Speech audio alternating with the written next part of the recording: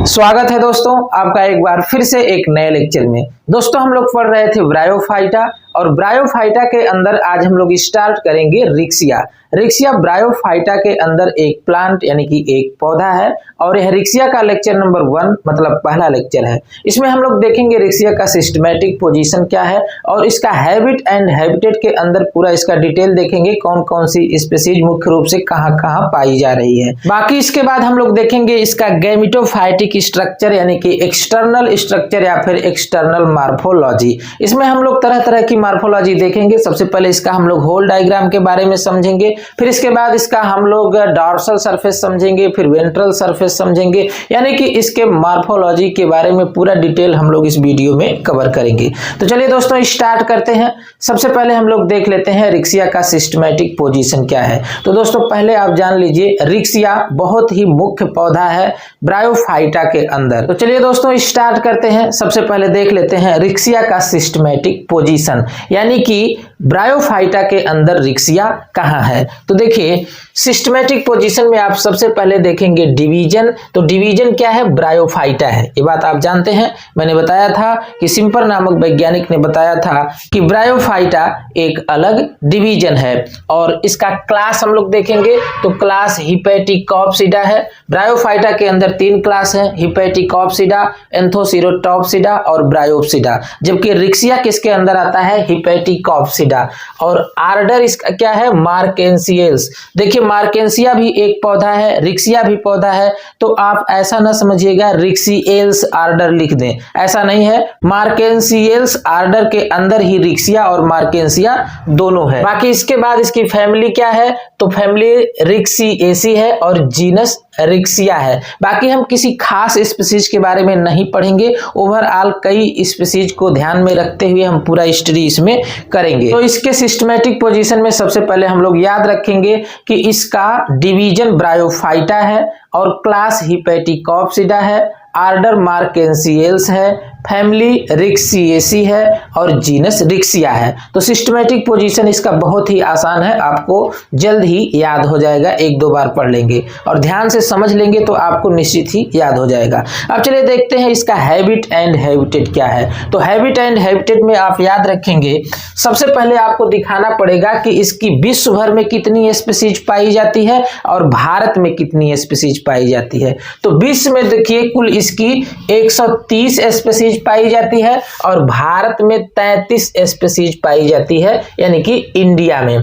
देखिए इसको आप सेंटेंस में लिख देंगे, there are about 130 species reported in all over the world and या फिर but in India 33 species reported, यानी भारत में 33 स्पीसीज पाई जाती है। तो 130 पूरे विश्व भर में और 33 स्पीसीज केवल इंडिया में पाई जाती है। बाकी इसके बाद आप याद रखेंगे कि जो रिक्सिया है यह वेट कंडीशन में भी पाई जाती है और टेरेस्ट्रियल कंडीशन में भी पाई जाती है। वेट कंडीशन का मतलब गीले क्षेत्र में या गीले स्थान पर भी पाई जाती है, यानी कि पानी में भी पाई जाती है, और यह टेरेस्ट्रियल यानी कि स्थल भाग पर भी पाई जाती है।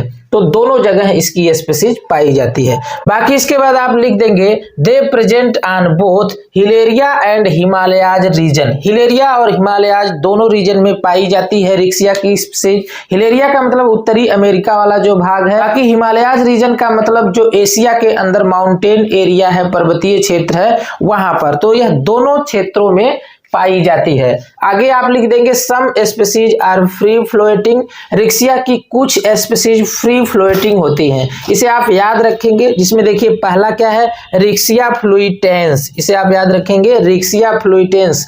फ्लोटिंग का मतलब पानी में तैरते हुए पाई जाती है। अब देखिए यहाँ पर फ्लुइटेंस से पता चल जा रहा है कि यह स्पीसीज पानी में फ्री रूप से तैरती होगी। बाकी दूसरी एक और स्पीसीज आप याद रखेंगे फ्री फ्लोटिंग में, जिसका नाम है रिक्सिया नेटेंस। तो 2 स्पीसीज आप याद रखेंगे फ्री फ्लोटिंग के रूप में, यानी यह दोनों स्पीसीज पानी में स्वतंत्र रूप से तैरती हैं। बाकी इसके बाद अगला पॉइंट आप देख लीजिए, some species reported on Himalayas region about 3000 से 7000 मीटर इन हाइट, यानी कि कुछ इसकी स्पीसीज को रिपोर्ट किया गया हिमालयाज रीजन में, मतलब कि पर्वतीय क्षेत्रों में 3000 से लेकर के 7000 मीटर तक की ऊंचाई तक इसकी स्पीसीज पाई जाती है। नेक्स्ट पॉइंट आप याद रखेंगे, हाँ इसमें आप उदाहरण जान लीजिए कौन सी ऐसी स्पीसीज है जो 3000 से लेकर 7000 मीटर की ऊंचाई तक पाई जाती है। तो रिक्सिया हिमालयेंसिस, इसे आप याद रखेंगे। और दूसरी एक और स्पीसीज है रिक्सिया क्रिस्टेलाइना, रिक्सिया हिमालयेंसिस और रिक्सिया क्रिस्टेलाइना। बाकी दो स्पीसीज आप फ्लोटिंग में याद रखेंगे, दो स्पीसीज जो ऊंचाई पर पाई जाती हैं इसे याद रखेंगे, और दो इसकी कॉमन स्पीसीज और है तो इसे भी याद रखेंगे। यानी कॉमन स्पीसीज आर, जिसमें पहला याद रखेंगे रिक्सिया गैंगेटिका, ये आर लिख दिया गया है, इसका मतलब रिक्सिया, तो रिक्सिया गैंगेटिका। और दूसरी एक और स्पीसीज है रिक्सिया डिस्कलर। कुल मिलाकर के 6 स्पीसीज का नाम आपको याद रखना है। इसकी 6 प्रजाति का नाम आपको याद रखना है, जिसमें 2 फ्लोटिंग में 2 तैरने वाली स्पीसीज है, और 2 अधिक ऊंचाई पर पाई जाने वाली स्पीसीज है, और 2 इसकी कॉमन स्पीसीज है जिसमें रिक्सिया गैंगेटिका और रिक्सिया डिस्कलर है। तो इसकी 6 स्पीसीज का नाम याद रखेंगे। बाकी ये बता देंगे कि ये वेट कंडीशन में भी पाई जाती है और टेरेस्ट्रियल कंडीशन में भी पाई जाती है। हिलेरिया और हिमालय दोनों रीजन में पाई जाती है, और भारत में केवल 33 स्पीसीज और पूरे विश्व भर में 130 स्पीसीज पाई जाती है। तो ये कॉमन बातें आप याद रखेंगे इसके हैबिट एंड हैबिटेट में। तो आप रिक्सिया का हैबिट और हैबिटेट समझ गए। अब चलिए दोस्तों स्टार्ट करते हैं इसका गैमेटोफाइटिक स्ट्रक्चर। गैमेटोफाइटिक स्ट्रक्चर का मतलब इसका जो पौधा है ये गैमेटोफाइट होता है। इस पौधे पर निकलेंगे स्पोरोफाइट। जब रिप्रोडक्शन आप पढ़ेंगे तो स्पोरोफाइट को आप अच्छे से समझ पाएंगे। अभी आप इतना ही समझिए कि इसकी जो प्लांट बॉडी होती है वो गैमेटोफाइटिक होती है। और गैमेटोफाइटिक स्ट्रक्चर में हम सबसे पहले आज पढ़ेंगे एक्सटर्नल स्ट्रक्चर, यानी कि बाह्य संरचना। अभी जस्ट इसके बाद हम लोग इंटरनल स्ट्रक्चर पढ़ेंगे नेक्स्ट लेक्चर में। तो इंटरनल स्ट्रक्चर में क्या होगा कि इसके थैलस को काट करके दिखाया जाएगा।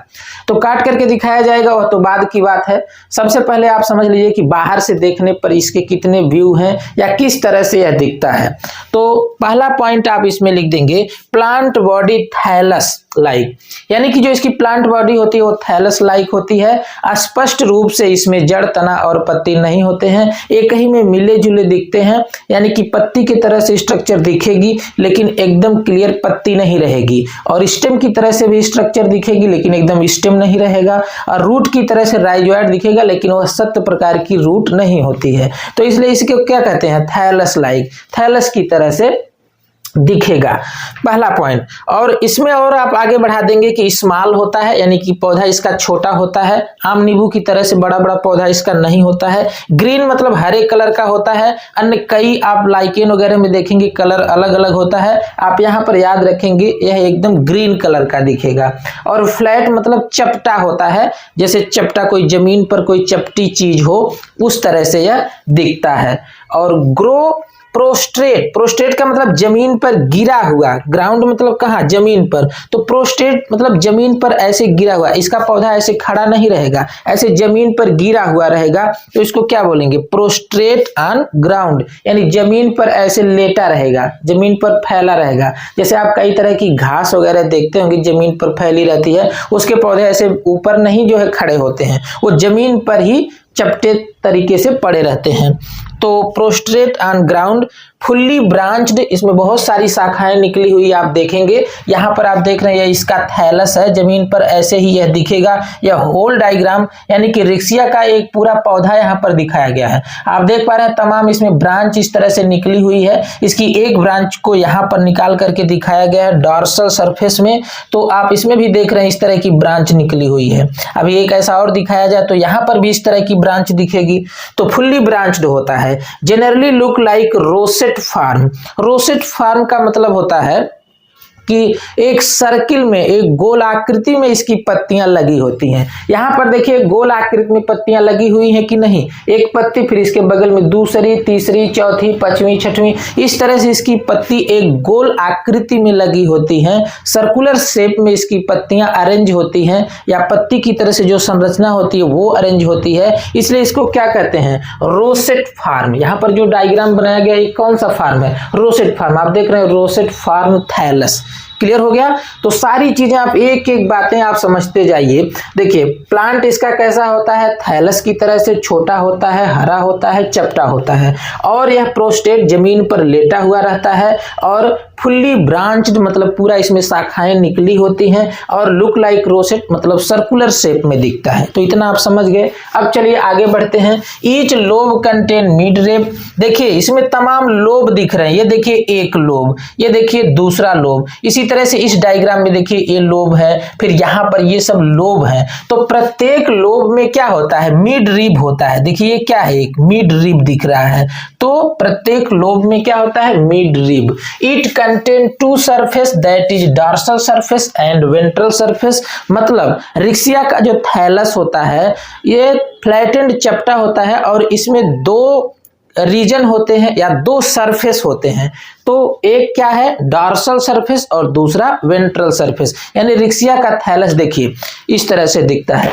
ये जैसे मेरा हाथ है ना, इस तरह से दिखता है, ऐसे तमाम ऐसे लगे होते हैं। तो इस तरह से अगर दिखेगा तो इसमें दो सरफेस है कि नहीं है। ये जो ऊपर वाला सरफेस दिख रहा है ये डॉर्सल है और नीचे वाला सरफेस क्या है, वेंट्रल है। आप इसे अच्छे से समझ पा रहे होंगे। तो दो सरफेस होता है, डॉर्सल और वेंट्रल सरफेस। बाकी आगे आप और याद रखेंगे कि जो डॉर्सल यानी कि ऊपर वाला सरफेस होता है वह स्मूथ होता है और नीचे वाले सरफेस पर तमाम राइजोइड्स निकले होते हैं। यहाँ पर दोनों सरफेस को अलग अलग चित्र के द्वारा दिखाया गया है। ये देखिए डॉर्सल सरफेस है और ये वेंट्रल सरफेस है। तो डॉर्सल सरफेस आप देख पा रहे हैं कि एकदम स्मूथ है, चिकना है, और जो वेंट्रल सरफेस है इस पे तमाम राइजोइड्स निकले हुए हैं। राइजोइड्स क्या है, तो रूट लाइक स्ट्रक्चर यानी कि जड़ की तरह से संरचना है।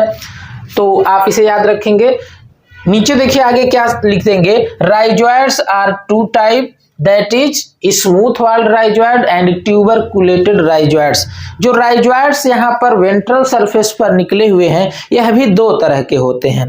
पहला क्या है, स्मूथ वॉल्ड राइजोइड्स और दूसरा ट्यूबरकुलेटेड राइजोइड्स। स्मूथ वॉल्ड और ट्यूबरकुलेटेड में क्या अंतर है, देखिए अगर राइजोइड्स इस तरह का निकला हुआ है, यहां से देखिए ऐसे अगर निकला हुआ है राइजोइड तो इसको क्या बोलेंगे, स्मूथ वॉल्ड राइजोइड। और अगर ऐसा राइजोइड्स निकला हुआ है इस तरह से, देखिए इस तरह से तमाम इसमें देखिए ट्यूबर बन रहा है, गांठ बन रही है, तो इसको क्या बोलेंगे, ट्यूबरकुलेटेड राइजोइड्स। तो दो तरह के राइजोइड्स होते हैं, स्मूथ वॉल्ड और ट्यूबरकुलेटेड। आगे आप बता देंगे rhizoids are take part in absorption of water and minerals and anchorage. तो देखिए राइजोइड्स का दो काम है मुख्य रूप से। पहला तो एब्जॉर्प्शन करने का काम, तो यह जमीन से वाटर और मिनरल्स एब्जॉर्ब कर लेता है यानी सोख लेता है या ग्रहण कर लेता है। दूसरा काम एंकरेज का भी है। एंकरेज का मतलब यह जमीन के द्वारा ये पौधे को जकड़े रहता है, यानी कि इसी की वजह से पौधे जमीन पर लगे रहते हैं या फिर जिस भी चट्टान वगैरह पर पाए जाते हैं उस पर लगे रहते हैं। जैसे पौधों की जड़ होती है, अगर जड़ न रहे तो पौधे का क्या काम रुक जाएगा, दो काम। एक तो एब्जॉर्प्शन नहीं होगा, दूसरा जड़ से दूसरा जमीन से वो पौधा पकड़ा नहीं रहेगा, गिर जाएगा। तो उसी तरह से यहाँ पर भी राइजोइड्स के दो काम है, एक एब्जॉर्प्शन और एक एंकरेज यानी जमीन से पकड़े रहना। और आगे आप बता देंगे on the margin of ventral surface many scale present and take part in protection. मतलब यह है कि जो इसका वेंट्रल पोर्शन है यानी कि नीचे वाला भाग है, उसके मार्जिन पर, मार्जिन का मतलब कहाँ, किनारे वाले रीजन पर तमाम स्केल पाई जाती हैं, छोटी छोटी स्केल पाई जाती हैं जो यहाँ पर चित्र में दिखाया गया है। स्केल, इसका काम क्या है, प्रोटेक्शन देना, पौधे को सुरक्षा देना। तो इसके एक्सटर्नल स्ट्रक्चर में जो भी संरचनाएं आ रही थी वो सारी चीजें आप समझ गए हैं। बाकी चित्र में आप देख लीजिए, यह देखिए रोसेट फॉर्म का बना हुआ एक चित्र है, यानी कि यह होल डायग्राम है, पूरी संरचना है इसकी रिक्सिया की। इसी तरह से यह रिक्सिया दिखेगा किसी सरफेस पर या फिर जमीन पर। और यह देखिए एक इसकी ब्रांच को निकाल करके डॉर्सल पोर्शन में दिखाया गया है। यहाँ ऊपर देखिए एपिकल नॉच है जो यहाँ पर थोड़ा सा डीप एरिया गया है, एपिकल नॉच है। और यह देखिए वेंट्रल सरफेस में दिखाया गया है। यहाँ पर ये जो आप देख रहे हैं मिड रिब है, बाकी तमाम यहाँ पर देखिए राइजोइड्स निकले हुए हैं नीचे की तरफ, और ये देखिए तमाम इसकी स्केल है जो इसे प्रोटेक्शन देने का काम करती है। तो क्लियर, आप समझ गए। यहाँ पर देखिए कुछ संरचना यहाँ रेड कलर से दिखाया गया है, यह स्पोरोफाइट है। या फिर इसके अलावा तमाम इसी सतह पर, ऊपर वाले सतह पर तमाम जो है एंथ्रीडिया, आर्चिगोनिया भी निकले होते हैं, रिप्रोडक्टिव स्ट्रक्चर। तो रिप्रोडक्शन पढ़ाते समय वो सारा डिटेल हम आपको देंगे। तो इस प्रकार से आप इसका systematic position, habit and habitat और एक्सटर्नल मॉर्फोलॉजी अच्छे से समझ गए। बाकी अब हम नेक्स्ट वीडियो में इसका बताएंगे इंटरनल स्ट्रक्चर, इस थैलस को काट कर देखने पर कौन कौन सी संरचनाएं दिखती हैं, वो सारा डिटेल के साथ हम मिलते हैं नेक्स्ट वीडियो में। तब तक के लिए जय हिंद, वंदे मातरम।